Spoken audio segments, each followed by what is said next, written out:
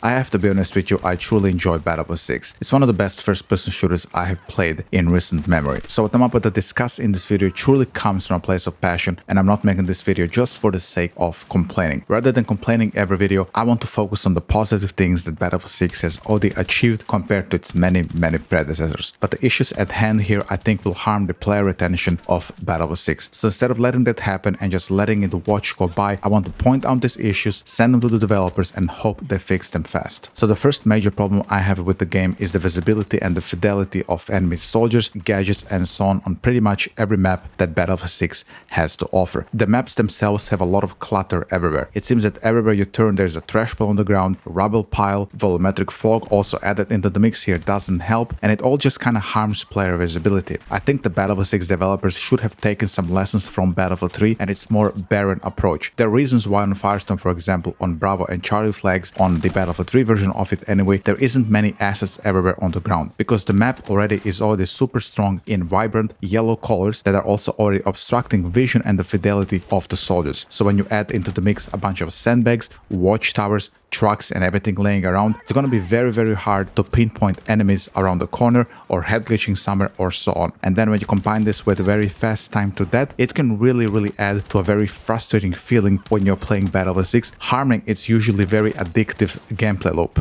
I also believe that the reason they added so many assets everywhere on every map is because they removed smoke for pretty much everyone except Medic. It seems they didn't want to repeat Battlefield 5 where there was maybe too much smoke in the game, and they definitely didn't want to go the route of Delta Force, which also has a lot of smoke, so they just added a bunch of more cover everywhere on the map, hurting player visibility in the process. Mines and the other things are also almost impossible to see in vehicles, making vehicle gameplay also extremely frustrating in many situations. The rubble there is on the ground everywhere in this game truly doesn't represent the destruction this game possesses. There isn't as much destruction in Battlefield 6 as I actually thought there would be to actually justify all this clutter and rubble on the ground. Every map feels like you're playing Devastation from Battlefield 5. When you combine all this random rubble and assets thrown everywhere together with this super blazing fast time to death that they really haven't fixed coming in from the beta, it adds to this very exhausting feeling that Battlefield 6, at least in me, induces that other Battlefield games didn't induce, actually making me want to play the game less and less each day. Every time I want to start up the game, I'm getting tired after like 3 hours of playing it. And I can pull some pretty hard sessions still on the older Battlefield games, but after 3 or 4 hours, just because of all these issues, the visibility and the fast blazing time to death really make me log off a little bit sooner than usual. And I'm a hardcore veteran of the franchise. I cannot even imagine maybe how a casual player would feel after some hours of Battlefield 6. So my solution here is for the developers, just maybe once a week remove some assets from some of these maps. We don't have to have so many rubble piles everywhere,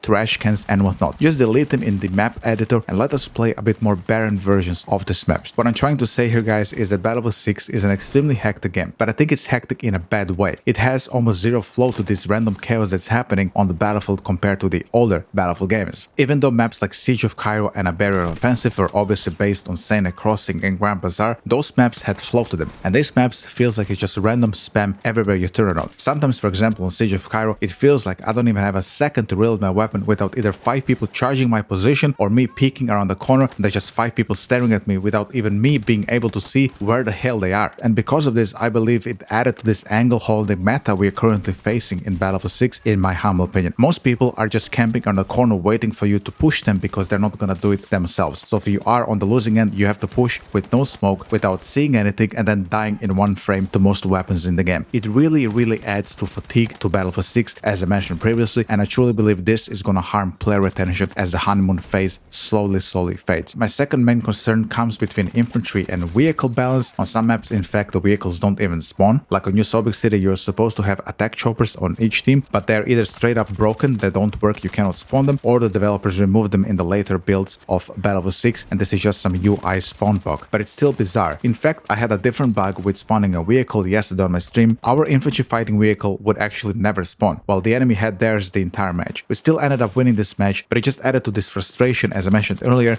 of Battlefield 6 when you have such critical bugs in the game. Look, I'm pretty sure this is a bug, so they're gonna hotfix it at some point. Something which isn't a bug though, however, is the balance between vehicles and infantry, and I do believe that infantry is highly overpowered against these rather squishy vehicles. While it's no secret that you can absolutely demolish people in the tank and the LV, I'm specifically talking here about the land vehicles. I don't know anything about how the air vehicles handle. I'm a land lubber. The tank and the LV are pretty weak in this game when it comes down to their survivability, their physics, and they really haven't improved coming in from the beta. All of their power, their fun, and their usability has been front-loaded into basically just their main gun. On the tank, however, it's not even the main gun. You have absolutely zero splash damage on the main gun with the tank. Isn't the whole purpose of a tank in Battlefield games to flush out enemy infantry who is camping on these angles? As we mentioned earlier, Battlefield 6 is a very angle-holding game. If you had a tank that actually had splash damage to flush out those angles, it would actually help with the gameplay flow. So I'm not sure why they opted to give tank absolutely zero splash damage. The only effective way to kill infantry with the tank is to use the extremely powerful coaxial LMG versus infantry. But on range, the thing has incredible bloom, just like every other infantry weapon, so actually killing infantry on range with the LMG can be pretty problematic in some case scenarios. The Bradley does better than the tank versus infantry actually because it has better splash, so you can actually flush out those angles, but you basically have zero survivability in the Bradley. It doesn't even have APS like the main battle tank has. It's a truly bizarre decision that many of the vehicles don't share some loadouts. I believe that the way Battlefield 4 has done it, that most vehicles will have access to thermal camo, to reactive armor, was the correct way to go forward. I think this glass cannon approach for the design of the vehicles in Battlefield 6 was not the correct way to actually make them when you consider how small many of the maps in Battlefield 6 are. The Battlefield 6 vehicles needed to have more survivability, not more damage on their coaxial LMGs or the HMGs.